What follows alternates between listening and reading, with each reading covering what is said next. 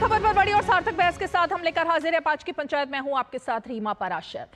तू इधर उधर की ना बात कर, ये बता कि काफिला क्यों लुटा। कुछ ऐसा ही इस वक्त विपक्षी गठबंधन विपक्ष के नेताओं के साथ हो रहा है।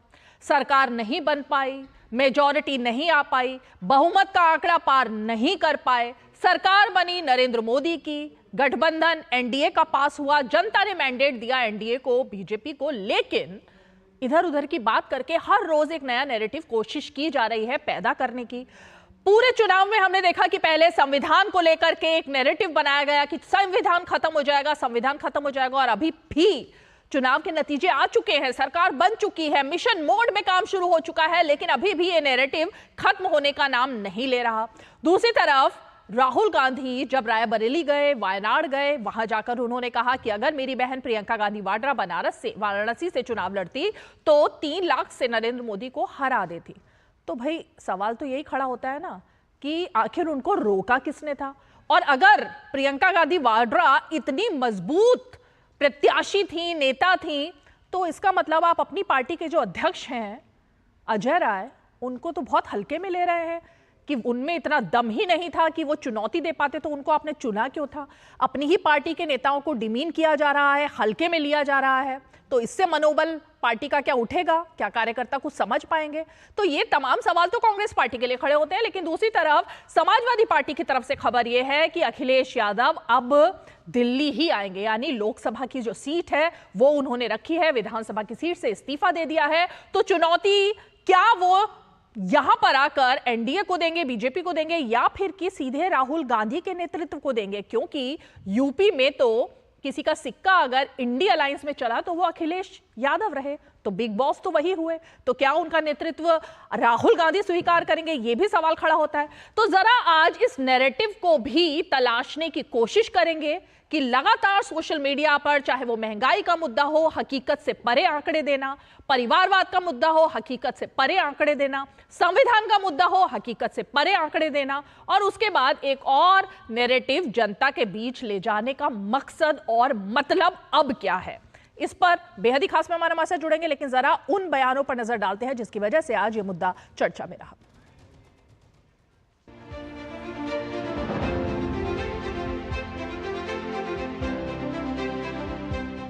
अगर ये लड़ जाती वाराणसी में, अगर ये लड़ गई होती, तो आज हिंदुस्तान के प्रधानमंत्री 2-3 लाख वोटों से वाराणसी का चुनाव हार जाते। इस बार वो लकीली 2 सीट से जीत गए थे, पिछली बार तो 1 में हार गए थे एक बार, और 1 में जीते थे, वायनाड से जीते थे, रायबरेली से हार गए थे। तो इस बार जीते हैं दोनों से, तो बड़े बड़े बातें ढींगे हाँकेंगे। अगली बार आने दीजिए, अगली बार दोनों से हराएंगे। राहुल जी ने यात्रा की, पद यात्रा की, फिर न्याय यात्रा की। देश में एक ऐसा माहौल बना भाजपा के खिलाफ, मोदी जी के खिलाफ, इनकी गलत नीतियों के खिलाफ, और जिस प्रकार की विचारधारा ये देश पर थोपना चाहते थे, उस विचारधारा के खिलाफ। कांग्रेस पार्टी की जो दुर्दशा है, कांग्रेस पार्टी का जो हाल है, उसे देख के ना दया आती है, अफसोस होता है कि इतनी पुरानी पार्टी की हालत इतनी बुरी हो गई है, और इस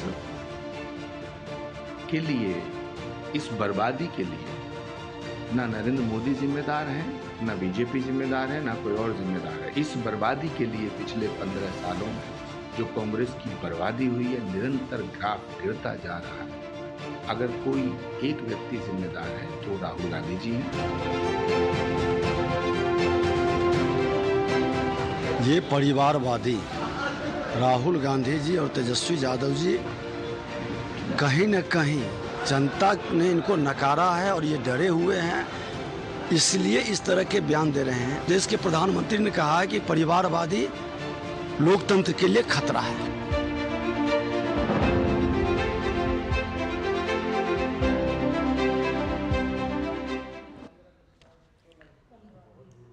तो दिल्ली से लेकर के महाराष्ट्र तक, महाराष्ट्र से लेकर उत्तर प्रदेश तक लगातार इंडिया अलायंस से एक के बाद एक कई खबरें आ रही हैं। लेकिन चौंकाने वाली खबर तो ये है, अगर थोड़ी देर पहले एक्स का जो पोस्ट कांग्रेस पार्टी के ऑफिशियल हैंडल से किया गया है उसको देखें तो वो महंगाई को लेकर सरकार पर सवाल खड़ा कर रहे हैं। जबकि देशवासियों के लिए तो खुशी की खबर ये है कि पिछले एक साल में सबसे ज्यादा इस वक्त जो कटौती आई है महंगाई की दर में वो इसी महीने आई है। तो ये कौन से झूठे आंकड़े हैं जिसको देख करके जनता को बताने की कोशिश हो रही है? ये सवाल भी आज बनता है, क्योंकि जरा पूछेंगे कि आखिर कांग्रेस पार्टी क्यों ये फेक नैरेटिव फिर से चलाने की कोशिश कर रही है। और जब इस नैरेटिव का खुलासा किया जाता है तो फिर सवाल मीडिया पर ही खड़े किए जाते हैं। दूसरी तरफ महाराष्ट्र से सीधे खबर आती है कि महाराष्ट्र में जब उपचुनाव होने हैं तो उद्धव ठाकरे, जो कि कुछ समय पहले तक लंदन में थे, अब वो वापस आए हैं। उनकी तरफ से भी साफ बयान आया है कि कांग्रेस पार्टी के साथ जो मतभेद थे कई सीटों को लेकर के, उसको सुलझाने की कोशिश चल रही है। दिल्ली में तो आप लोगों ने देख ही लिया है, आम आदमी पार्टी ने पूरा ठीकरा दिल्ली की 7 सीटों पर जो हार हुई है उसका कांग्रेस पार्टी के ऊपर रखकर फोड़ दिया है। तो ये जो घमासान चल रही है इस पर चिंतन करने की जरूरत है या नहीं है, या फिर सिर्फ और सिर्फ नई सरकार जो बढ़ी है और जो बड़ी है उसके ऊपर सवाल खड़े करते रहे। चलिए जरा बेहद ही खास मेहमान हमारे साथ जुड़ गए हैं। मैं परिचय अपने खास मेहमानों का आपसे करा देती हूँ। हमारे साथ बीजेपी का पक्ष रखने के लिए राधिका खेड़ा जी आज पहली बार स्टूडियो में मौजूद है हमारे साथ। इसके अलावा हमारे साथ अखिलेश कटियार जी समाजवादी पार्टी का पक्ष रखने के लिए मौजूद है। कुछ इस पलों में हमारे साथ अजय उपाध्याय जी भी जुड़ने वाले हैं, कांग्रेस पार्टी के प्रवक्ता और राजनीतिक विश्लेषक और वरिष्ठ पत्रकार।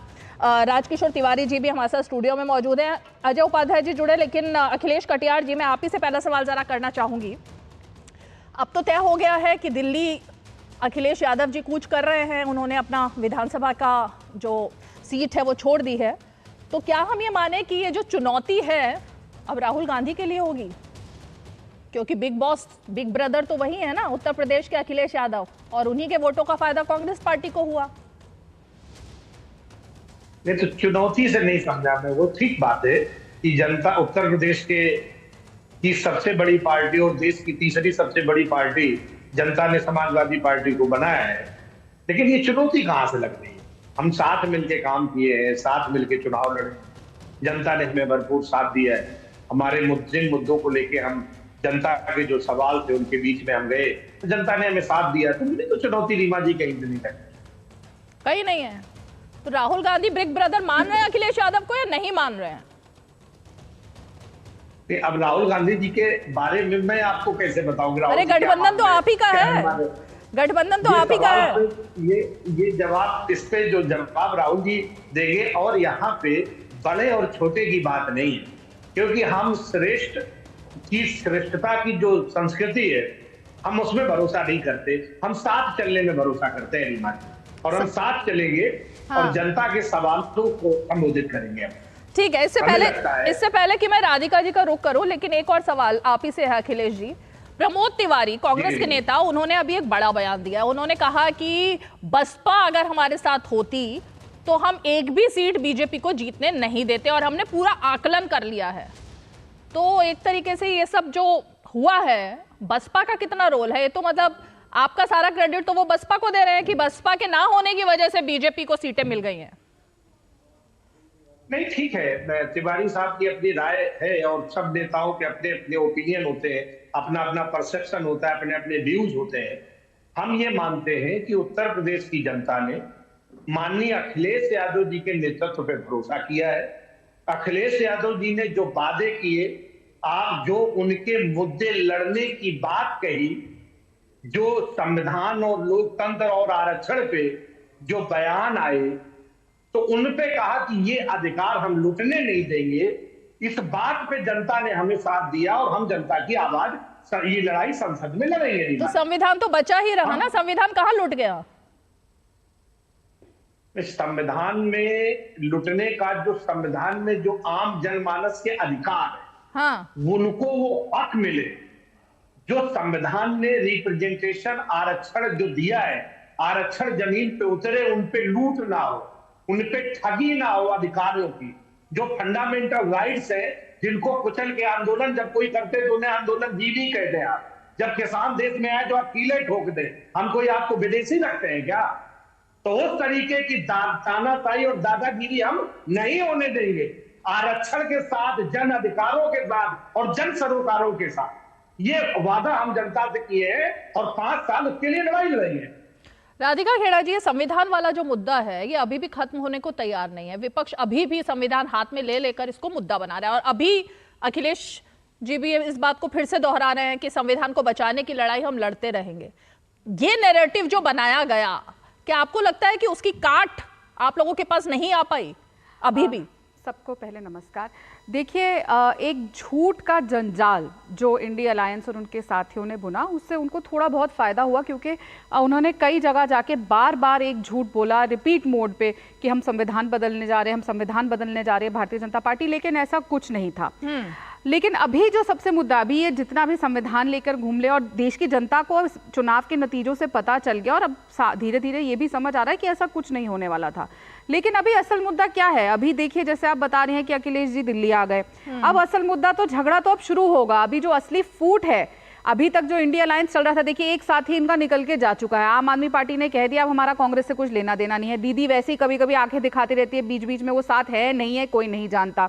अब रही अखिलेश जी और राहुल जी की बात, ये पहले भी साथ थे, फिर दोनों अलग हो गए थे, अब साथ है। अब सत्ता है ना, ऐसी चीज होती है कि सत्ता का लालच ना इंसान को पलटा बहुत जल्दी देता है। और अभी देखिएगा जब एक दूसरे के साथ इनका सरफुटअव्वल होगा, बहुत चीजों को लेके बहुत अलग अलग मुद्दे होंगे, क्योंकि दोनों की विचारधाराएं अलग हैं, विचारधाराएं बिल्कुल सेम नहीं है। ठीक है, चुनाव को चलते ये लोग आज एक हो गए, जब आगे जाके स्टेट्स के चुनाव आएंगे, आपको याद होगा मध्य प्रदेश में जब विधानसभा के चुनाव थे तब भी इनका झगड़ा हो गया था, क्योंकि सपा तब भी सीटें मांग रही थी। अब दिल्ली के चुनाव आएंगे, अब हरियाणा के चुनाव आएंगे और सपा हर जगह अपना सीट मांगेगी। अब कांग्रेस कितनी सीटें उनको देती है, फिर इनका गठबंधन हल होगा। अभी तो इनका घर देखिए एक एक करके बिखरेगा। और मजेदार बात यह होगी कि जिसकी पीठ पे चल के कांग्रेस उत्तर प्रदेश में जीत के आई, क्योंकि ये सच्चाई है, उत्तर प्रदेश में अगर समाजवादी पार्टी उनके साथ नहीं होती तो ये वो सीटें नहीं ला पाते। और भी अन्य प्रदेशों में जहां जहां कांग्रेस अपना अस्तित्व खो चुकी थी, क्योंकि ये भी रियलिटी है, अगर आप इतिहास उठा के देखें, जब जब एक प्रदेश से कांग्रेस को विदाई मिली है वो दोबारा वहां उठ के नहीं खड़ी हो पाई है। आप कोई भी प्रदेश उठा के देख लीजिए, आप गुजरात देख लीजिए, आप उत्तर प्रदेश देख लीजिए, आप दिल्ली देख लीजिए, जहां जहां वो बुरी तरह हारे हैं उसके बाद वो वहां पे कभी खड़े नहीं हुए। तो अभी जो सपा की बैसाखी पे वो चल रहे हैं, जो दीदी की आधी अधूरी टूटी बैसाखी पे वो चल रहे हैं और बाकी कुछ साथियों, अभी तो वो बैसाखियां धीरे धीरे गिरेंगी। लेकिन मैं आपको बहुत जिम्मेदारी से कह दूं, हमारे देश का संविधान पहले भी सुरक्षित था, आज भी सुरक्षित है और आगे भी सुरक्षित रहेगा। और ये बात लगातार मोदी जी कहते आए हैं। तो भारत जो इंडिया अलायंस है, अब उनको कंस्ट्रक्टिव ऑपोजिशन का काम करना चाहिए। उनको एक मौका मिला है, एक सांस जिसे कहते हैं ना, आखिरी सांस मिली है, उसको भी अगर अब ये कूड़े के दान में डाल देंगे और कंस्ट्रक्टिव काम नहीं करेंगे और बार बार चीखा चिल्लाई करेंगे और झूठ बोलने का काम करेंगे, तो जनता आने वाले चुनावों में इनको माफ नहीं करेगी। मैं राजकिशोर जी का रुख करूं, लेकिन अखिलेश जी जल्दी से कमेंट कीजिए इनकी बात पर। नहीं, ऐसा मुझे लगता नहीं है कि जो थोड़ा सा जो आप बता रहे हैं, सत्ता पक्ष और अपोजिशन में कोई बहुत बड़ा फर्क नहीं है। ये थोड़ा सा नहीं है, अपोजिशन बहुत मजबूत है। और जो आपने पूरे 10 साल किसानों के साथ, नौजवानों के साथ जिस तरीके की तानाशाही आपने की है, आरक्षण लूटने के साथ, चाहे अनंत हेगड़े साहब हो, चाहे आपके जो मेरठ से सांसद बन के आए गोविंद साहब हो, या वहां पे जो अखिलेश जी एक सेकंड, इस वक्त की ब्रेकिंग न्यूज आ रही है। अखिलेश जी, इस वक्त की बड़ी खबर आ रही है, मैं जरा दर्शकों को इस बड़ी खबर से रूबरू करा दूं। अजीत डोभाल फिर से राष्ट्रीय सुरक्षा सलाहकार नियुक्त हो गए हैं। इस वक्त की ब्रेकिंग न्यूज। और पीके मिश्रा प्रधानमंत्री के प्रधान सचिव बने रहेंगे। तो लगातार तीसरी बार एनएसए बनाए गए हैं अजीत डोभाल। इस बात की चर्चा थी कि इस बार, क्योंकि लगातार 2 बार से अजीत डोभाल ही राष्ट्रीय सुरक्षा सलाहकार थे, तो इस बार किसका नाम होगा। लेकिन अजीत डोभाल को फिर से एक बार बना लिया गया है एनएसए। हमारे सहयोगी सुधाकर हमारे साथ है इस खबर पर ज्यादा जानकारी के लिए। सुधाकर, क्या जानकारी है? देखिए रीमा, आपने जो कहा 3 बड़ी खबरें हैं। सबसे बड़ी खबर राष्ट्रीय सुरक्षा सलाहकार बने रहेंगे अजीत डोभाल। को टर्मिनस होगा उनका कार्यकाल, यानी प्रधानमंत्री के कार्यकाल के साथ ही उनका कार्यकाल चलता रहेगा। और डॉक्टर पीके मिश्रा जो फिलहाल भी प्रधानमंत्री के प्रधान सचिव हैं, वो भी उस पद पर बने रहेंगे, उनका भी कार्यकाल को टर्मिनस रहेगा। और उसके साथ साथ ही जो दो एडवाइजर जो सलाहकार के रूप में प्रधानमंत्री के काम कर रहे थे, अमित खरे और तरुण कपूर, जो रिटायर्ड आईएएस अधिकारी, हम जानते हैं सीनियर आईएएस अधिकारी हैं, तो वो दोनों भी प्रधानमंत्री के सलाहकार के रूप में काम करते रहेंगे। तो ये एक बड़ी खबर है। साथ ही साथ रीमा, मैं आपको ये भी बता दूं कि डॉक्टर पीके मिश्रा और अजीत डोभाल, उनको कैबिनेट रैंक भी दिया गया। पहले भी, इससे पहले भी कैबिनेट रैंक उनके पास था। तो जो टेबल ऑफ प्रेसिडेंट्स होता है उसमें कैबिनेट रैंक के बराबर जो भी सहूलियतें होती हैं वो उनको मिलती रहेंगी। तो ये एक बहुत बड़ी खबर है।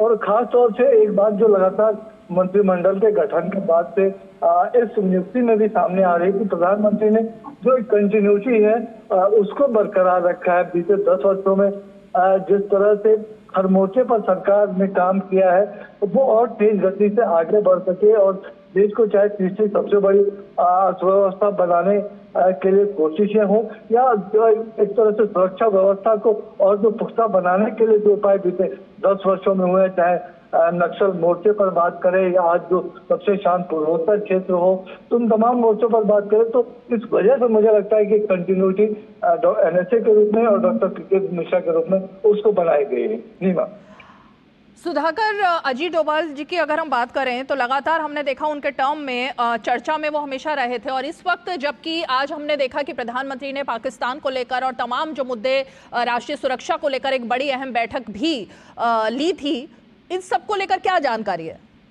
बिल्कुल रीमा, आज सुबह ही देखिए इस नियुक्ति का आधिकारिक सूचना आने से पहले आज सुबह अजीत डोभाल जो एनएसए हैं, उन्होंने सीनियर ऑफिशियल्स के साथ जो अभी जम्मू कश्मीर में स्थिति है, खास तौर से जम्मू कठुआ रियासी में जो आतंकी हमला हुआ है उसके मद्देनजर पूरी स्थिति के बारे में प्रधानमंत्री को उन्होंने ब्रीफ किया।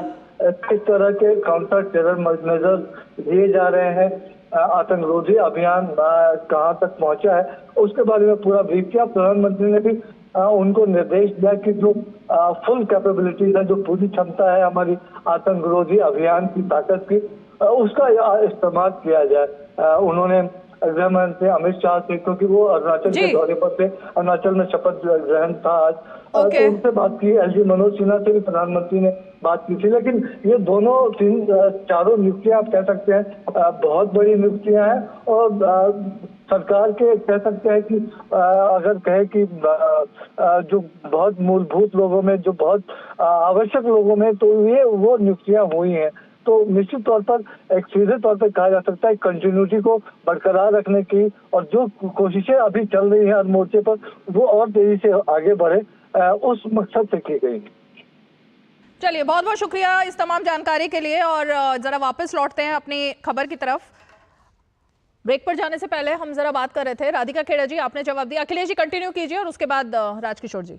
मैं सिर्फ 2 ही बातें कहना चाहता था। आप जो संविधान पे जो बात कह रही थी, प्रधानमंत्री के आर्थिक सलाहकार थे प्रमुख विवेक देबराय साहब, चाहे लल्लू सिंह जी हो, चाहे अरुण गोविल साहब हो, हेमंत हेगड़े हो, टॉपिक चेंज कर दिया आपने? चेंज नहीं किया, आपने जो कहा ना उसके रिवर्ट मार।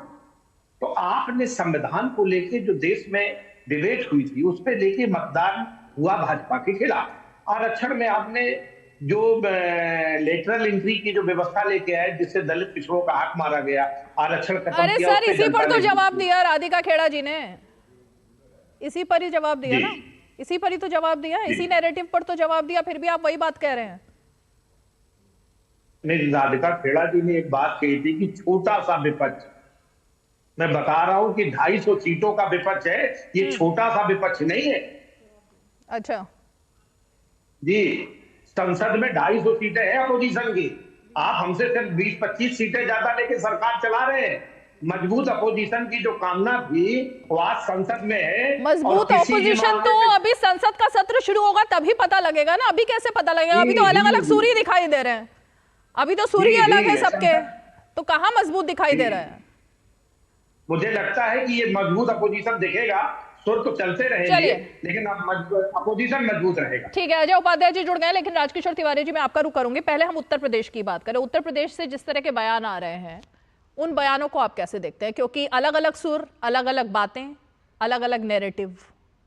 देखिए, निश्चित तौर पर वहाँ पर समाजवादी पार्टी सबसे बड़ी पार्टी के रूप में उभरी है। अगर देश की सबसे तीसरी पार्टी के रूप में उभरी है तो निश्चित तौर पर उनका एक हक भी बनता है और उनका उत्साह भी बढ़ता है। और कांग्रेस ने भी वहाँ 1 से 6 सीटें साथ में आकर ही की, इसमें कोई दो राय नहीं है। लेकिन कहीं ना कहीं भारतीय जनता पार्टी को रोकने के लिए, और ये होता है जब अलायंस प्री पोल होते हैं तो निश्चित तौर पर जो सत्ता में दल होता है तो उसको रोकने के लिहाज से ही बहुत सारे फैसले किए जाते हैं। लेकिन जब चुनाव हो जाता है तो फिर हर पार्टी और हर नेता सबसे पहले अपनी विचारधारा, जो उसका अपना वैचारिक अधिष्ठान है और जो भी उसकी अपनी आइडियोलॉजी है, उसके लिहाज से और अपने परस्पर हितों को देखता है। अब ये सच है कि वहां पर अखिलेश और राहुल गांधी मिलकर लड़े, जिसका फायदा मिला वहां पर। लेकिन अब चुनाव जब हो चुका है, उसके बाद किससे किसको ज्यादा फायदा मिला, ये जब बातें जब आने लगती हैं तो इसका सीधा सीधा हिसाब किताब ये होता है कि किसकी ज्यादा भागीदारी रहेगी वहां पर। तो ये निश्चित तौर पर आने वाले समय पे आगे बढ़ेगी। लेकिन एक बात रीमा जी बस मैं कह के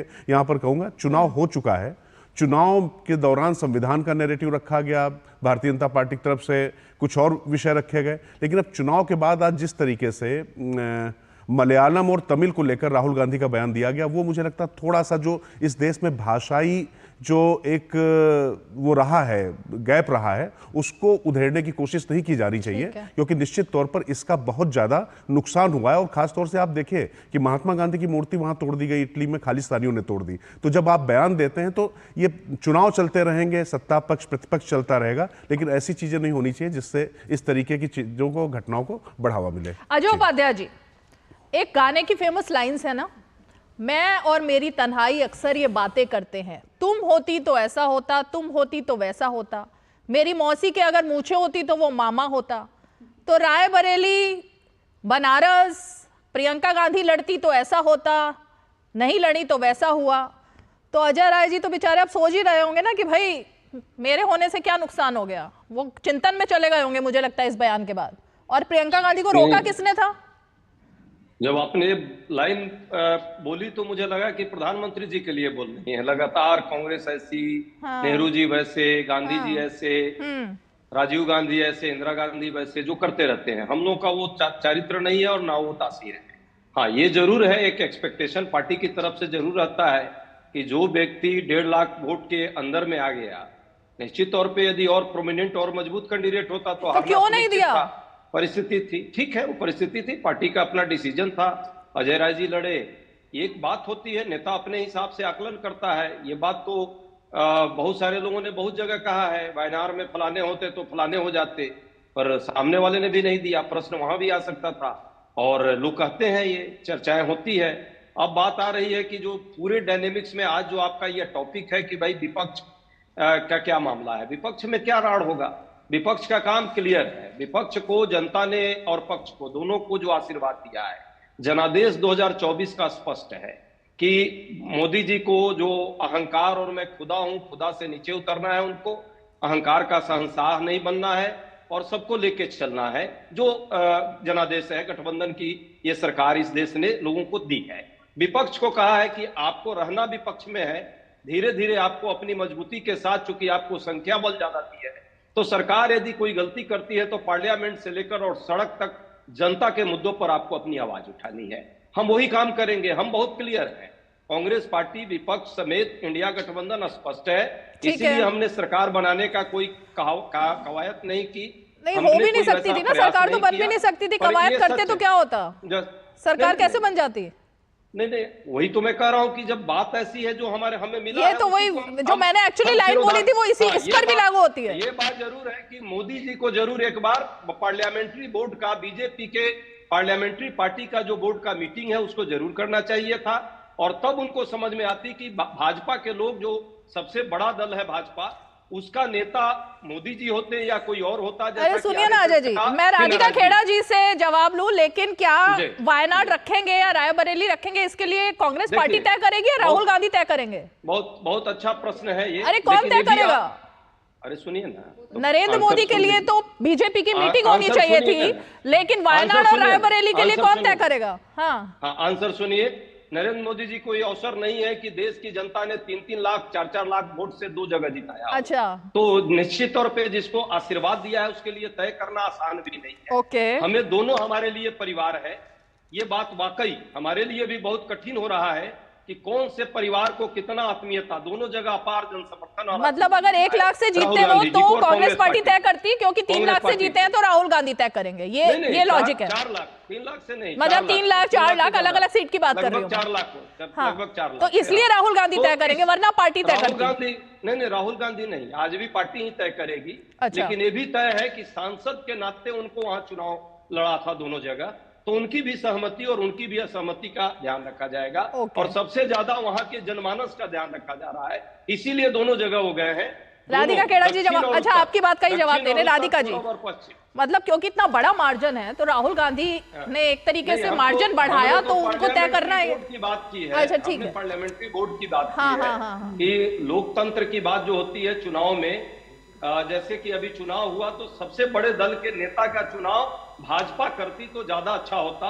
अब एनडीए ने किया है उनका। अच्छा, वैसे आपको मैं थोड़ा सा करेक्ट कर दूं, पार्लियामेंट्री बोर्ड और पार्लियामेंट्री पार्टी ये अलग अलग दो अथॉरिटी अलग अलग है बीजेपी की। पार्लियामेंट्री बोर्ड का काम अलग है, पार्लियामेंट्री पार्टी का अलग है। आप मिक्स कर रहे हैं दोनों को। अगर आप पार्टी के बारे में जानते होते तो मिक्स नहीं करते। चलिए राधिका जी, अब अजय जी ने जवाब दे रही है वो। 10 सेकंड आपको हो सकता है ज्यादा अनुभव हो, मुझे नहीं है क्योंकि मैं भाजपा का साथी नहीं हूं। लेकिन इसके लिए साथी होने की जरूरत नहीं होती, पढ़ना पड़ता है, नॉलेज होनी पड़ती है, पढ़ लिख कर आना पड़ता है, उसके लिए साथी नहीं होना पड़ता। ठीक है रीमा जी, हर पार्लियामेंट्री बोर्ड होता है हर पार्टी का। ठीक है, और वो तय करती है अपने अच्छा जवाब तो पार्लियामेंट में कब हुआ? अच्छा जवाब लीजिए अब। हाँ, इनके सिलसिलेवार जवाब दे देती हूँ। शुरुआत इसी से करते हैं जो आखिरी पॉइंट था, जो पार्लियामेंट्री बोर्ड की बात हो रही है। 1984 में राजीव गांधी जी प्रधानमंत्री बने थे। तब मैं आपको याद दिला दूं, इतिहास अच्छे से अगर आप पढ़ के आते हैं अजय भाई साहब, तो 1984 में कांग्रेस में कोई सीपीबी की मीटिंग नहीं हुई थी। वो सीधा डिक्लेयर कर दिए गए थे कि वो प्रधानमंत्री बनेंगे। आप लोगों ने किसी से भी पूछना नहीं समझा, जो लोग वहां उपस्थित नहीं थे। 2 जनों ने फैसला किया प्लेन में बैठे बैठे कि प्रधानमंत्री बना दो, कि कोई और बनना चाहिए कि नहीं। पर क्योंकि आपने राजनीति करनी थी और लोगों के इमोशंस पे खेलना था, तो बिना सीपीबी बुलाए राजीव गांधी जी को प्रधानमंत्री बना दिया गया। दूसरी बात, इन्होंने कहा कि हमें जनता ने कहा है कि, और जो हमें मत मिला है कि हमें रहना विपक्ष में है और सड़क से लेकर संसद तक आवाज उठानी है। 10 साल में आप लोगों ने कितनी आवाज उठाई? एक बार रीमा जी आवाज उठाई गई थी जब राहुल गांधी जी को बुलाया गया था ईडी ऑफिस में, तो सारे नेता कांग्रेस के छोटे से बड़े सड़कों पे आ गए थे, टायर जलाए थे, हाहाकार मचाया था। लेकिन जो ये बात बोलते हैं कि महंगाई है, ये बोलते हैं बेरोजगारी है, उसको लेकर एक भी आंदोलन उन्होंने नहीं किया। लगातार भारतीय जनता पार्टी के नेताओं का मजाक उड़ाते रहे, स्मृति जी का मजाक उड़ाते रहे, सबका उड़ाते रहे, लेकिन कितने आंदोलन उन्होंने किए? नहीं। सिर्फ जब राजनीति करनी होती थी तो प्रियंका गांधी जी जाके पुलिस वालों से लड़ने लगती थी। अरे बताइए, आपने कितने प्रदर्शन किए? कितनी बार अजय भाई साहब आप आए भारतीय जनता पार्टी के ऑफिस के बाहर प्रदर्शन करने? तीसरी बात, यहां पे बार बार लगातार कांग्रेस के लोग बोलते हैं नरेंद्र मोदी जी का 1.5 लाख वोट से हारे। तो आज इतिहास में यहां पे बता देती हूं। 1957 में नेहरू जी कितने वोट से जीते थे? 29,018 वोट से। 1962 में 64,751 वोट से। इंदिरा जी 1967 में 91,703 वोट से जीती थी। 1971 में 1,11,810 वोट से। 1977 में वो 55,000 वोटों से हार गई। पीवी नरसिम्हा राव जी 98,530 वोट से जीते थे। डॉक्टर मनमोहन सिंह जी कभी चुनाव नहीं लड़े। आज तक ये इतिहास है कि अगर कोई भी कांग्रेस का प्रधानमंत्री रहा है, जो मैक्सिमम वोट्स मिली हैं किसी को, तो वो राजीव गांधी जी को मिली है और किसी को नहीं। तो ये लगातार जो मोदी जी पे गिनवाया जाता है, बहुत अफसोस होता है मुझे कि आप मजबूत विपक्ष होने की बात करते हैं। कांग्रेस का इतिहास देखिए, आप इतनी पुरानी पार्टी है और अगर आप अपना इतिहास ही नहीं पढ़ के आएंगे तो कैसा चलेगा? इसलिए मैं कहती हूं, जो अपना इतिहास नहीं जानते वो देश का भविष्य कैसे बनाएंगे? इसीलिए जनता बार बार नकारती है। और यहाँ पे सपा के प्रवक्ता कह रहे थे कि बहुत थोड़ा सा फर्क है। अरे सर, आपका पूरा अलायंस एक तरफ और भारतीय जनता पार्टी की वोट एक तरफ, सीटें एक तरफ, तो कैसे फर्क नहीं है? बहुत बड़ा फर्क है। आप लोग भारतीय जनता पार्टी तक नहीं पहुंच पाए इकट्ठा मिलके भी। 10 सेकंड, फिर मुझे ब्रेक लेना है अजय जी, लेकिन क्योंकि टॉपिक ऐसा है इसलिए 10 सेकंड आपको दे रही हूँ। पहले तीन बिंदु पर बहन ने बात की है, राधिका जी ने, हमारे साथी हैं और अभी भी मैं उनको बड़ा सम्मान करता हूँ, सम्मानित है। पहली बात कि इन्होंने राजीव गांधी जी के उस कॉन्टेक्स्ट को जो उद्धृत किया है सही बात है, उस समय राष्ट्रपति को अधिकार होता है सामयिक स्थिति में अचानक किस प्रधानमंत्री नियुक्त करने का, उसमें पार्लियामेंट्री बोर्ड का रोल नहीं होता है। लेकिन जब 84 में वो जीत कर आए था प्लेन में बैठ के दो जनों ने पढ़िए किताब पढ़ा करिए, प्लेन में बैठ के तय हुआ था, मैं बीच में नहीं, प्लेन में तय हुआ था, झूठ मत बोलिए जनता से। आज राष्ट्रपति ने तय किया था, अरे और आपने नहीं किया था। अरे आपको शायद प्रणब मुखर्जी जी उस समय राष्ट्रपति थे, प्लेन में थे वो उनके साथ और ये तय किया था राष्ट्रपति ने। बीच में आप बोल लीजिएगा। अरे वो आपको करेक्ट कर रही है, आप गलत बयान दे रहे हैं, गलत है, आप गलत लगेंगे सोशल मीडिया पे भी। बात जो इन्होंने जन मुद्दों की बात की है महंगाई पर, मैं तो कई बार खुद राधिका जी के साथ आंदोलन करने के लिए किया। मैं तो कभी नहीं गई, खुद पता नहीं ये कहाँ गए मेरे साथ। भाजपा के कार्यालय पर चलिए फोटो दिखाइए, कहाँ किया हमने, आंदोलन करती थी। देखिए इनको लग रहा है कि अब इसके बाद मुझे समय दीजिएगा, तो इसका मतलब ये भी उस आंदोलन की भागीदारी नहीं थी, यही कहना चाहती है, ये अलग बात है। अब तीसरी बात, जिस तरह से इन्होंने बात रखी कि कौन कितना से जीता, भाई हम अपने को भगवान तो नहीं मानते हैं ना। ये ठहाका कौन लगाता था 400 पार का नारा, कौन कहता था कि हम बायोलॉजिकल नहीं है, हमको तो भगवान नहीं पैदा किया है। तो ये ऐसे दावा करने वालों को प्रश्न किया जाता है। सामान्य परिस्थिति में किसी से कोई नहीं प्रश्न करता। 92 की बात आपने 92 की बात की है, कितना था पार्लियामेंट में सीट? 489 सीट थी, उसमें 371 अजय जी उन्होंने कहा फोटो दिखा दीजिए, दूसरी बात जीता था। अरे सुनिए ना, देखिए 362 10 सेकंड दीजिएगा मुझे। इस बार आपने कितना जीता है जरा ये भी उन्होंने कहा एक फोटो दिखा दीजिए जब आप प्रोटेस्ट करने उनके साथ गए, मेरी फोटो दिखा दीजिए। मैं तो गई नहीं, ये पता नहीं मेरे साथ कब चले गए। फोटो दिखाइएगा, हमने कहाँ पे प्रोटेस्ट किया था साथ में। उनका ज्यादा यही भाजपा के कार्यालयों को और आपके मीडिया के मैं आपके साथ कब गई हूँ, मैं आपके साथ कब गई हूँ, लगातार आंदोलन करती थी, लगातार मैं आपके साथ कब गई हूँ, नहीं करती थी। मैं तो कभी नहीं गई इनके साथ। तब तो आप गुनाहगार हैं कि यदि आप आंदोलन नहीं करती थी भाजपा के विरुद्ध, तो आप तो भाजपा के विरुद्ध लड़ती थी ना। लोकसभा के पटल पर, पार्लियामेंट के सड़कों पर, पार्लियामेंट के सामने एक नहीं सैकड़ों आंदोलन हुए हैं। मैं कभी नहीं जिसमें महंगाई के विरुद्ध हम लोग पार्लियामेंट के अंदर भी आवाज उठाने की बात करते थे और बाहर भी करते थे। अब कोई नहीं गया इतना बड़ा पदाधिकारी, तो इसमें मेरा क्या गुनाह है भाई? अरे तो अजय जी ये तो पार्टी के शीर्ष नेतृत्व को सोचना चाहिए था ना, अगर वो नहीं काम कर रही थी तो फिर एक्शन लेना चाहिए था, क्यों नहीं ले पाए? कमाल है, इतनी बड़ी पोस्ट उनको दे रखी थी छत्तीसगढ़ से लेकर दिल्ली से, क्यों राष्ट्रीय मीडिया को सोचना चाहिए था ना फिर शीर्ष नेतृत्व को। जो प्रश्न उठा रही है अजय जी, महंगाई के विरुद्ध सबको पता है। अच्छा रुकिए, महंगाई पे भी आएंगे, महंगाई पर आएंगे, अब महंगाई पर ही आएंगे, ब्रेक के बाद महंगाई पर। ओके अजय जी, ब्रेक के बाद महंगाई पर ही आऊंगी मैं। जो आपने महंगाई और संविधान की बात कही ना, उसी पर आएंगे। एक छोटा सा ब्रेक लेते हैं, आप देखते रहिए 5 की पंचायत।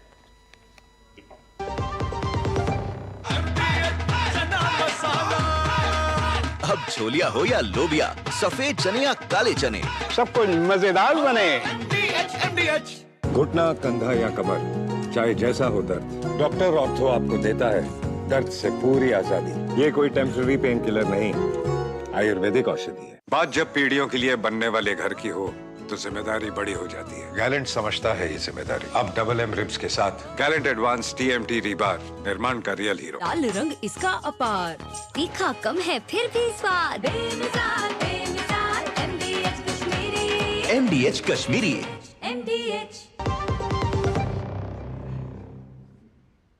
ब्रेक के बाद आपका एक बार फिर से स्वागत है और आप देख रहे हैं DD न्यूज पर 5 की पंचायत। और ब्रेक पर जाने से पहले महंगाई की बात उठाई अजय उपाध्याय जी ने। एक बार जरा अजय उपाध्याय जी के पास वापस आते हैं। अजय उपाध्याय जी, ये जो नैरेटिव उठाया जा रहा है संविधान और उसके बाद महंगाई, आज मैंने देखा सोशल मीडिया पर कांग्रेस की तरफ से महंगाई की मार किस तरह से देश में पड़ रही है उसको लेकर फिर एक बार आंकड़े नहीं देखे जाते, फिर एक बार सच्चाई से परे सोशल मीडिया पर लिखा जाता है 12 महीने में खुदरा महंगाई की दर 4.75% पहली बार हुई है एक साल में। सबसे कम इस वक्त अगर हम बात करें तो वहां तक पहुंच चुकी है। और ये कल की खबर है, कोई बहुत पुरानी खबर नहीं है। लेकिन महंगाई महंगाई महंगाई, अभी आप जो बात कर रहे थे जरा महंगाई पर ही आ जाइए। ये आंकड़े जो हैं उनके साथ क्यों खिलवाड़ किया जा रहा है? अजय जी आवाज आ रही है? आई थिंक अजय जी के पास आवाज नहीं जा रही है। प्रश्न मुझसे हो रहा है? हाँ जी। हाँ, आवाज की कमी है। आवाज कुछ नया आपने चेंज किया है अभी। 1 मिनट। अब आई आवाज आपको?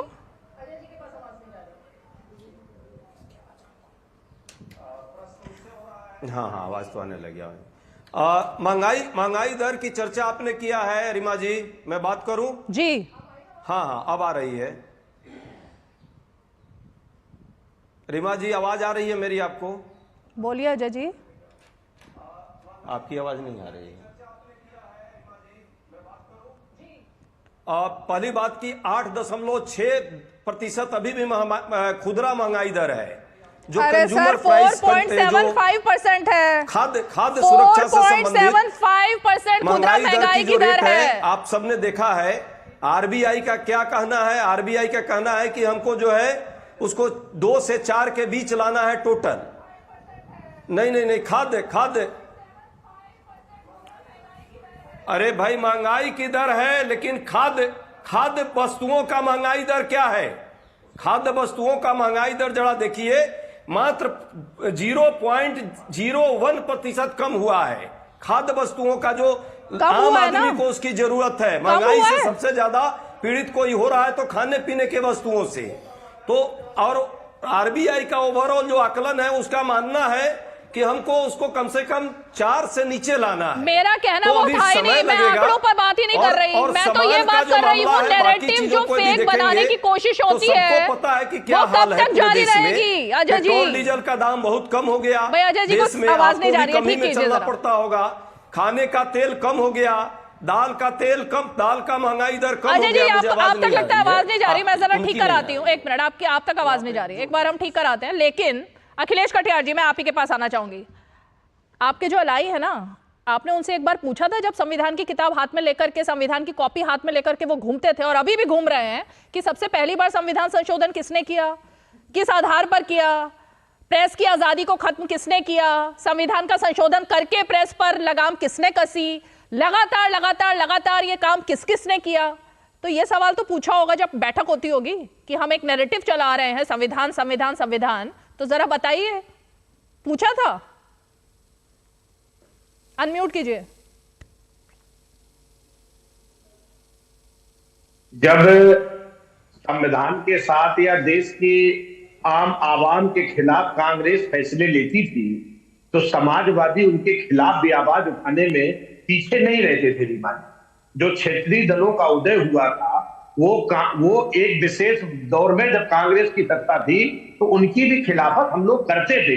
हम लोग समाजवादी लोग हैं और जनता की आवाज उठाना ही हम समाजवादियों का दायित्व रहा है, एक बात। और जो लोग पिछले 10 साल से शासन में, 20 साल पुरानी बात तो थोड़ी करेंगे, नहीं करेंगे। अब 10 साल नहीं, अब 20 साल पुरानी बात, अब इतिहास की बात कौन करता था सबसे ज्यादा?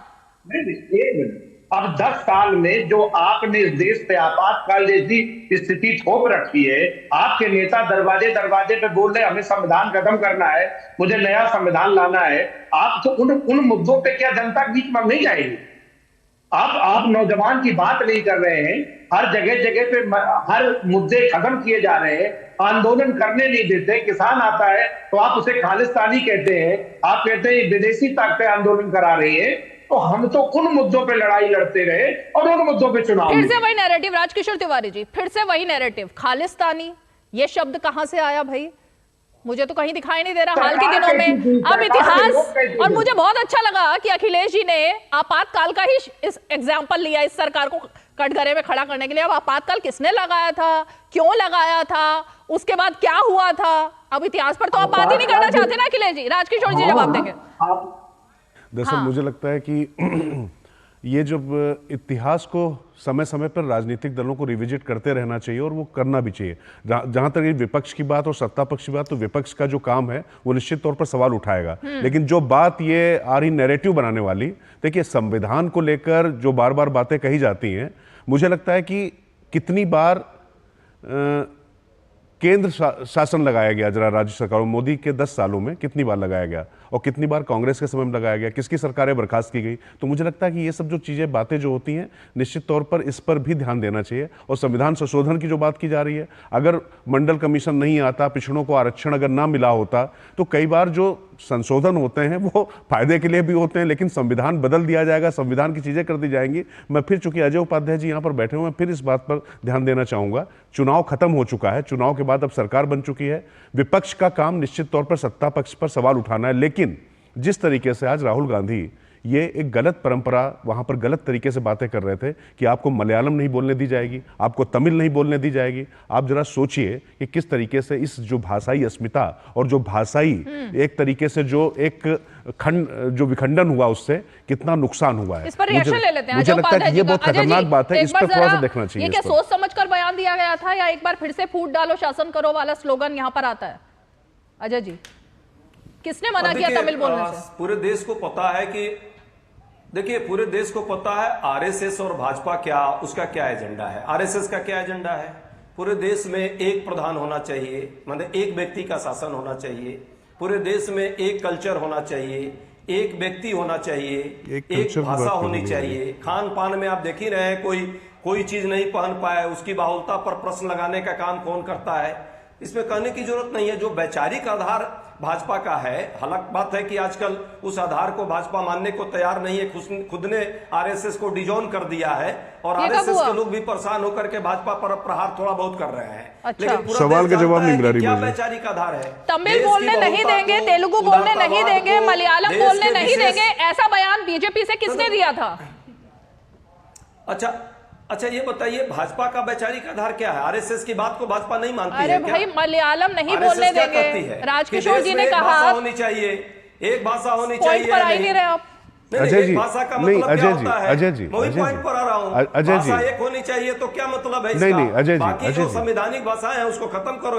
अजय जी, मतलब मुझे लगता है नहीं आप एक बात है, जो चूंकि जो सवाल आप जो कह रहे थे ना कि जो भाषा के आधार पर आपको भाषा नहीं बोलने दी जाएगी, राजभाषा और राष्ट्रभाषा को लेकर अच्छी खासी बहस हुई थी संविधान सभा में, आप सब जानते हैं। निश्चित तौर पर सरदार पटेल का उसमें क्या मत था, लेकिन अभी जिस तरीके से भाषा की बहुलतावाद और जो विविधतावादी जो संस्कृति है उस पर इस तरीके से ये कह देना, पहले तो नॉर्थ और साउथ का एक डिवाइड पैदा करना, और अब ये कहना कि आपको मलयालम नहीं बोलने दिया जाएगा, आपको तमिल नहीं बोलने दिया जाएगा। आप जानते हैं कि तमिलनाडु में इस भाषा के आधार पर किस तरीके का भेदभाव हुआ। इस तरीके की बात जब आपकी पार्टी का सबसे बड़ा नेता कहता है, अजय जी, नहीं अजय जी, आपकी पार्टी का सबसे बड़ा नेता कह रहा है बात, तो ये निश्चित तौर पर समाज में विखंडन पैदा करता है। ये चिंता का विषय है।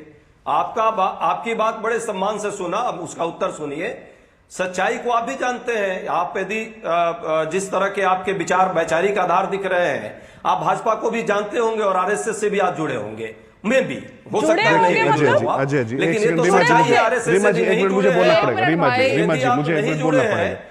आरएसएस के विचार से आप परिचित हैं कि नहीं है परिचित? नहीं अजय जी, एक आरएसएस के अजय जी, मैं कांग्रेस के विचार से भी परिचित हूँ, समाजवादियों के विचार से भी परिचित हूँ, वामपंथियों के विचार से भी परिचित हूँ, क्योंकि मेरा एक काम है। आप अपने नहीं आप व्यक्तिगत प्रहार कर रहे हैं। मैंने आपसे सीधा सवाल किया, फिर उत्तर दीजिएगा। नहीं आप प्रश्न पूरी कर रहे हैं। नहीं आप व्यक्तिगत प्रहार कर रहे हैं। नहीं, मैंने सवाल कहा, नहीं मैंने सवाल पूछा। जी नहीं व्यक्तिगत प्रहार नहीं कहते अजय जी इसको। व्यक्तिगत प्रहार नहीं, मैं सवाल पूछ रहा हूँ क्या आप मानते हैं? आप मानते हैं क्या? आप मानते हैं? आप बताइए, पूछा जा रहा है, इसको व्यक्तिगत प्रहार नहीं बोलते। किसी को भाषा नहीं बोलने दी जाएगी, आपको लगता है? जो गलत नैरेटिव चलाने की कोशिश है उस पर सवाल पूछना कहते हैं। शूट द मैसेंजर का जो आपका जो ये है ना, दरअसल दिक्कत है ना, शूट द मैसेंजर का जो है ना, ये दोनों तीनों लोग शुरू हो जाते हैं। अरे भाई अजय जी, नाम आपका अजय है, इसका मतलब थोड़ी कि आपके 10 सेकंड नहीं हो पा रहे हैं। चलो जल्दी से आप। दिक्कत ये है कि सवाल का जवाब नहीं देना, शूट द मैसेंजर करना है आपको। मुझे 5 सेकंड बोल लेने दीजिए, आप जो बोलना चाहेंगे कंप्लीट कीजिए जल्दी से, अब इतना समय व्यर्थ जा रहा है। आप एक विद्वान व्यक्ति हैं, आप एक विद्वान व्यक्ति हैं। आरएसएस एक बंद सोसाइटी की परिकल्पना करता है, बहुत्ववादी समाज को रोक करके वो चाहता है कि केंद्रीकृत समाज बने। फिर वही बात, ये डिसेंट्रलाइजेशन ऑफ पावर को रोकता है या नहीं?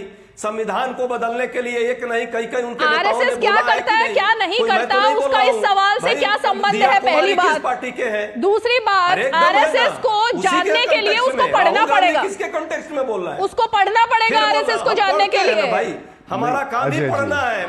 मैं पढ़ाई हूँ, डॉक्टरेट हूँ तो पढ़ा हूँ, तभी हूँ डॉक्टरेट। अच्छा नहीं अजय जी, पढ़े मैं यहाँ नहीं आ गया हूँ। नहीं नेहरू जी ने ऑर्गेनाइजर पर जब बैन लगाया, 1 मिनट अजय उपाध्याय जी, इतिहास पर जाइए। फिर आरएसएस पर बात करेंगे तो इतिहास पर जाना पढ़ेगा अजय उपाध्याय जी। ऑर्गेनाइजर पर सिर्फ इसलिए प्रतिबंध लगा दिया जाता है क्योंकि जो घुसपैठिए हैं, जो शरणार्थी हैं, पाकिस्तान के साथ जो संबंध थे, उन सबको वो उजागर कर रहा था, तो बैन लग गया। आई थिंक यही चीज है क्या जिसको लेकर बार बार हमले बोले जाते हैं? डीडी न्यूज के पत्रकार यही चीज है क्या? इसीलिए मीडिया पर बार बार हमला किया जाता है। मीडिया पर बार बार हमला किया इसीलिए किया जाता है। अजय उपाध्याय जी, सवाल कुछ पूछो, मीडिया को जोड़ा जाता है आरएसएस के साथ। सवाल कुछ पूछो, मीडिया को बीजेपी के साथ जोड़ा जाता है। ये तरीका क्या है? राधिका खेड़ा जी जवाब दे रही हैं। आप खुद शुरू जी देखिए दो चीज नहीं, अब जवाब सुनिए। आपको बहुत स्पेस दिया मैंने। नहीं, एक मिनट अजय जी, एक ही घंटे का शो होता है, उसमें एक ही शख्स नहीं बोल सकता है। रीमा जी, अब जवाब सुनिए, जवाब सुनिए। 3 लोग एक तरफ रहेंगे। मैं समझ सकती हूँ, मैंने जो भी सवाल आज आपसे पूछा आप जवाब नहीं दे पा रहे। सवाल का जवाब नहीं तो हमारी आवाज बंद कर दीजिए। क्यों बंद कर दे? बंद कर दीजिए जो सवाल आपने पूछा। क्यों बंद कर दे आवाज? तो सवाल का जवाब लीजिए। तो फिर जवाब आपको दूसरों का भी सुनना पड़ेगा। उसका उत्तर तो आप जानना चाहिए। राधिका जी जवाब देंगे अब। नहीं, एकदम सुनूंगा मैं, दूसरे का जरूर सुनूंगा। राधिका जी, दूसरे का जरूर सुनूंगा। सुन लीजिए। मुझे दीजिए। अरे सर 10 सेकंड बहुत हो गए। आप देखिए, आप सुनना ही नहीं चाहती। नहीं तो ऐसे थोड़े होता है। चलिए 10 सेकंड डिबेट होता है। 10 सेकंड स्टार्ट हो गए। 10 सेकंड आपके, चलिए बोलिए जल्दी। 10 सेकंड। गांधी जी ने जो बात रखी है उनका वैचारिक आधार है। जिनको ना समझ है वो ना समझी करे, आज जो समझ कर ना समझ बनना चाहे वो बने। पर राहुल गांधी जी ने स्पष्ट कहा कि जिस तरह के इस देश में विचारधारा एक तरफा चल रही है, उस विचारधारा से हमारी लड़ाई है। ऐसा कुछ नहीं कहा था। देश को सिर्फ बंद ऐसा कुछ नहीं कहा था राहुल गांधी ने। चलिए अब सुनिए, हो गए 10 सेकंड हो गए। अजय जी 10 सेकंड हो गए आपके। और जो लोग बीजेपी ठीक है के समर्थक, 10 सेकंड हो गए। राधिका जी मुझे ब्रेक लेना है। अजय जी रुकिए अब, इंक्लूडिंग आप खुद है। बस शुरू हो गए आप। अब देखिए इसमें क्या बुराई है? आरएसएस का नाम सुनते आपको दिक्कत हो रही है।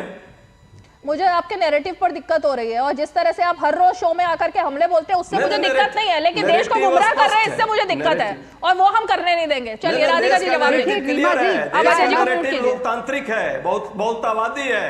जी हो गया, अब बोल लूं मैं।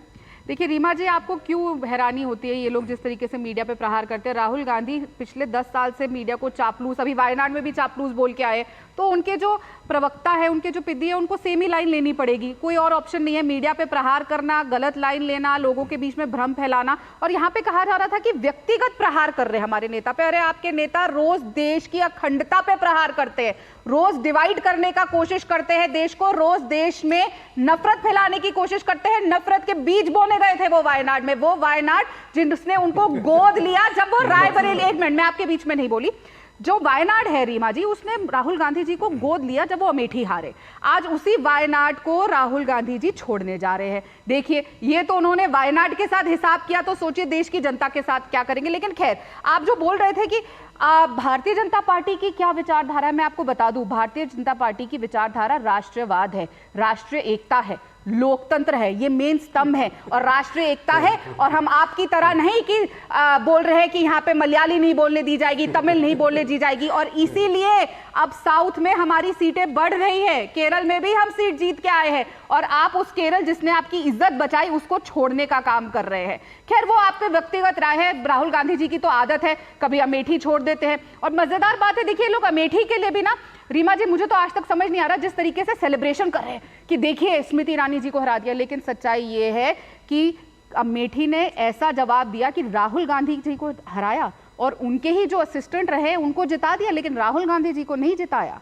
देखिए उनको हर कोई मंजूर है कांग्रेस से, लेकिन राहुल गांधी जी मंजूर नहीं है। वही राहुल गांधी जी जो छोड़ के भगौड़े बन के भाग गए थे। ठीक है, रायबरेली में आज उनको मिला क्योंकि सोनिया जी की एक सिंपैथी वेव थी जो उनको मिल गई, लेकिन अपने काम पे कुछ नहीं मिला, बिल्कुल कुछ नहीं मिला। असली मजा तो तब पता चलेगा जब अगली बार चुनाव होंगे कि रायबरेली क्या उन्हें चुनेगी और अब केरल में क्या होगा आप लोगों का। रायबरेली पर आएंगे, एक छोटा सा ब्रेक लेते हैं, ब्रेक के फौरन बाद लौटेंगे। आप देखते रहिए 5 की 10 सेकंड मुझे दीजिए।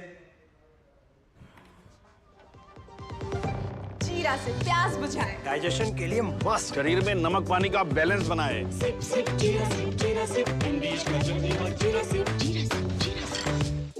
हाय मॉम, फिर से शॉपिंग? बाबूजी आपने इसे बिगाड़ के रखा। लिमिट में करो तो कुछ बुरा नहीं होता है। बिना लिमिट शॉपिंग करेगी आपके कार्ड पे ऐड ऑन जो है। मैंने तो कार्ड पे लिमिट सेट कर दिया।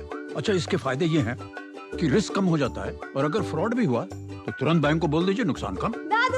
नेक्स्ट टाइम ये pink dress. You are the limit. Limit तो सेट है। आरबीआई कहता है जानकार बनिए, सतर्क रहिए। बात जब पीढ़ियों के लिए बनने वाले घर की हो तो जिम्मेदारी बड़ी हो जाती है। गैलेंट समझता है ये जिम्मेदारी। अब डबल एम रिब्स के साथ गैलेंट एडवांस TMT रीबार, निर्माण का रियल हीरो। MDH का किचन किंग किचन में हो तो हम सब कुछ बना सकते हैं। बैंगन का भरता, आलू गोभी, भिंडी मसाला और भी बहुत कुछ। MDH। DD न्यूज पर आप देख रहे हैं आज की पंचायत। और जल्दी से अब, क्योंकि मेरे पास 5 ही मिनट का वक्त बचा है, अजय जी, प्रमोद कृष्णम जो आपकी पार्टी में थे पहले, उनकी तरफ से बयान आया है कि राहुल गांधी ही अब तक प्रियंका गांधी को रोकते आए, उनको अध्यक्ष नहीं बनने दिया स्टेट का, और अभी जो बड़ी बड़ी बातें अपनी बहन को लेकर कर रहे हैं वही उनके रास्ते का सबसे बड़ा रोड़ा है। क्यों नहीं उनको आगे आने देते हैं? जी हाँ, ठीक है, उनके भी प्रश्न का जवाब दूंगा। बहन हमारी राधिका जी ने बड़ी अच्छी बात कही है कि राहुल जी जो बोलते हैं तो उनके पिद्दी बोलते हैं, तो मैं कहूंगा कि पूर्व पिद्दी भी कोई होगा। मैं व्यक्तिगत प्रहार नहीं करना चाहता। नफरत फैलाने की बात उन्होंने जरूर की है। मंदिर, मस्जिद, मटन और मछली और मुजरा कौन कहा और कौन फैलाया, इसमें कहने की जरूरत नहीं, पूरा देश जानता है। छोड़ने की बात सीट की है। मोदी जी इसका मतलब गुजरात वासियों को धोखा देकर छोड़कर आ गए, और अगली बार बनारस से कौन जीतेगा और कौन हारेगा यह भी तय हो जाएगा। हाँ, विचारधारा की बात बहन ने जरूर कही है कि भाई कांग्रेस की विचारधारा और भाजपा की विचारधारा, तो ठीक है, भाजपा वाले राधिका जी के से भाजपा की विचारधारा जरूर सीखें, पर हम तैयार हैं। कांग्रेस की विचारधारा देश को बनाने की रही है, देश को बनाया है और आगे भी हम देश को संवारेंगे। हम वैसे लोग नहीं हैं जो नफरत फैला करके सियासत करें जो देश में चल रहा है। प्रमोद कृष्णन जी पर क्या जवाब दें? जो खुद अपना नहीं हुए वो दूसरे का क्या करेंगे? वो यहां थे, अब चले गए हैं, फिर आ जाएंगे, देखिएगा समय पाए। तरवर फल है केतु सिंचो नीर, जब फिर आएगा समय तो आ जाएंगे हमारे यहाँ। अभी जहाँ है वहाँ रहने दीजिए उनको। कोई वजह होगी ना, तभी तो छोड़ते हैं, तभी तो राधिका जी को छोड़ना पड़ा। कोई तो वजह थी ना, सॉलिड वजह होती है अजय जी, तभी तो छोड़ना पड़ता है। ऐसे कौन छोड़ना चाहता है? सॉलिड वजह है, सॉलिड वजह इस देश में है, सॉलिड वजह है। ठीक है, जो सियासत के साथ रह सकता है वो सत्ता के साथ रहता है। जो संघर्ष कर सकता है वो सड़कों पर संघर्ष करने के लिए। चलिए सॉलिड वजह पे आते हैं। सॉलिड वजह है, सॉलिड वजह है ना अजय भाई साहब, आप तो मुझे बहुत सालों से जानते हैं और आप छत्तीसगढ़ की चीजों से भी बहुत वाकिफ है और उस आदमी से भी बहुत वाकिफ है जिसने मुझे कमरे में बंद किया था, गाली गलौज करी थी। और आप ही के मीडिया डिपार्टमेंट जिसको आज आप रिप्रेजेंट कर रहे हैं, कंप्लीट करने दीजिए मुझे। अब आप सुनिए, अब आप सुनिए भाई साहब, सुनिए, देखिए बीच में बोलने के लिए, बीच में बोलने से डिबेट में लड़ाई करने में नहीं आया हूं। ये बोल ले देखिए, मैं चिल्ला के बीच में नहीं बोलूंगी और मैं उम्मीद करती हूँ आप मुझे बोलने दीजिए। ऐसे ही मेरी आवाज दबाने का काम जयराम रमेश ने किया था। देखिए फिर बीच में बोल रहे हैं। मैं आपका नाम जयराम रमेश है, आपका नाम जयराम रमेश है, आपका नाम सुशीलानंद शुक्ला है, नहीं है ना तो चुप रहिए। तो चुप रहिए फिर। को झूठा यहाँ पे प्रहार करिएगा। आपको यदि थी तो आप पार्टी में रह के लड़ती, आप पार्टी में नहीं रही, आप भाजपा से प्रायोजित थी, आप भाजपा से प्रायोजित थी, आप भाजपा से प्रायोजित थी, नहीं तो भाजपा के गोद में जाके सारा अन्याय दिखा। उससे पहले नहीं दिखा, इतने सालों से आप थी नहीं दिखा। अजय जी, जिस वक्त जो घटना घटेगी तभी तो उस पर सवाल खड़ा किया जाएगा ना, तभी तो उसको अपोज करेंगे या पहले से पहले कर देंगे? भविष्य वक्ता तो वो है नहीं कि घटना घटने से पहले ही बोल देंगे। ये एजेंडा चलाने के लिए आप डीडी न्यूज पर डिबेट ये तरीका ठीक नहीं है अजय उपाध्याय जी, ये तरीका ठीक नहीं है। नहीं, ये तरीका ठीक नहीं है, बहुत गलत तरीका है अजय उपाध्याय जी। मैं राधिका जी को जानता हूँ, राधिका जी को अच्छे से जानता हूँ। मैं यहाँ डिबेट में उनका एजेंडा चलाने के लिए आप अलग से समय दीजिएगा उनको, वो 1 घंटा चलाएंगे। लेकिन आपके डिबेट में मुद्दों पर बात हो और मुद्दों पर नहीं कोई बात करे, छोटा सा ब्रेक लेते हैं। मैं स्वीकार नहीं करूंगा। एक ब्रेक लेते हैं। ये गलत है, जब हम बोलते हैं ये बीच में बोलते हैं और हम बोल नहीं सकते। अब तक टेस्टी राजमा बनाना नहीं आया। बिना MDH राजमा मसाला के टेस्टी राजमा कैसे बनेगा? MDH राजमा मसाला, क्या स्वादिष्ट राजमा बनाए।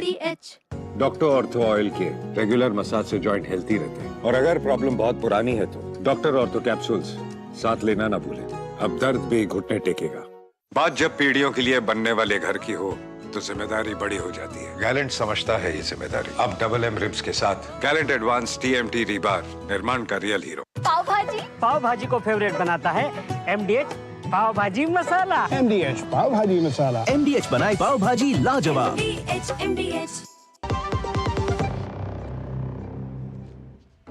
डीडी न्यूज पर आप देख रहे हैं 5 की पंचायत, और फाइनल कमेंट के लिए मैं राधिका खेड़ा जी के पास जाऊंगी, उसके बाद वक्त की कमी है मेरे पास। हाँ, मचाते हैं, इसीलिए जैसे ही सच्चाई हम लोग बोलने लगते हैं तो कांग्रेस के प्रवक्ता जोर जोर से चिल्लाने लगते हैं, और यही वजह है जिस वजह से आज भी 10 साल बाद भी कांग्रेस को वोट नहीं मिल रहा। क्यों? क्योंकि महिलाओं के साथ जो अन्याय करते हैं, महिलाओं के साथ जो बदसलूकी करते हैं, इतिहास गवाह है, उनका यही हाल होता है और बार बार कांग्रेस पार्टी का ये हो रहा है। मैं यहाँ पे बता रही हूँ और ये सच्चाई है। जितना भी अजय उपाध्याय जी आप मेरे पे चिल्ला ले, जितना भी आप कह ले, पर सच्चाई ये है कि कांग्रेस के ऑफिस में मुझे बंद किया गया था, गाली गलौज करी गई, और आज भी उल्टे चीजें मुझ पे, और आप लोग नेशनल टेलीविजन पे कहते हैं, आप लोग अभी भी नहीं सीखे हैं। और ये आप जो कहते हैं ना, आप मुझे जानते हैं, आप फिर मैं बहुत चीजें बोलूंगी, मैं व्यक्तिगत नहीं होना चाहती यहाँ पे, लेकिन यही एक मुद्दा है जो कांग्रेस को और भारतीय जनता पार्टी को अलग करता है। देखिए कितना फर्क है। यहाँ पे नेशनल टेलीविजन पे भी आके, क्योंकि मैंने पार्टी छोड़ दी है, किस तरीके से महिला से बात मेरे ख्याल से अजय जी चले गए हैं। अजय जी शायद उन्होंने अपना माइक हटा दिया। चलिए ठीक है, उन्होंने अपना माइक हटा दिया। बहुत बहुत शुक्रिया आप सभी खास मेहमान हमारे साथ आज 5 की पंचायत में जुड़े। और इसीलिए सवाल जब ये उठता है कि कुछ इस वक्त की एक ब्रेकिंग न्यूज आ रही है, जरा आपको सीधे उस खबर पर लिए चलते हैं। और इस वक्त की बड़ी खबर,